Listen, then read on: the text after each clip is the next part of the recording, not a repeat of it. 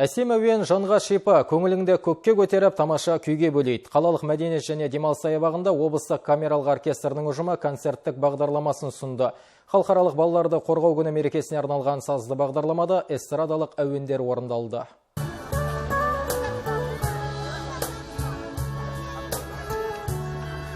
Бірден байқалатыны әсем саз құшағында тербелген жасыл желек көздің жауын алып, айналаны ерекше бір күйге бөлейді. Балалар мерекесін атап өтуге келген қала тұрғындары мен қонақтарының қарасы қалың болды. Облыстық камералық оркестр ұжымы ұсынған сазды бағдарламаны тыңдауға келген ағайынның көтеріңкі көңіл күйлері қуантты. Әсіресе бүлдіршіндердің жүздері жарқын. Бағдарламада әлемге танымал композиторлардың әуендері шебері орындалды.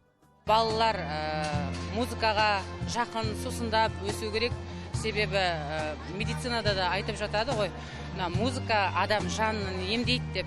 Сондықтан да халықты тек қана оркестр классикалық музыкаларды ғана ойнап қана қоймай, сонымен қатар бүгінгі таңда заманауи музыкалық шығармалардан ойнап халыққа сусындатып жатырмыз деп айта аламын.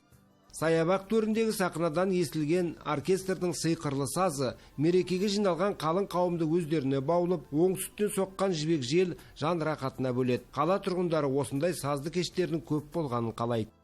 Бүгін бізде саябақта атмосфера өте керемет. Келіп осындай концерттер, мерекелік шаралар өтіп жатыр.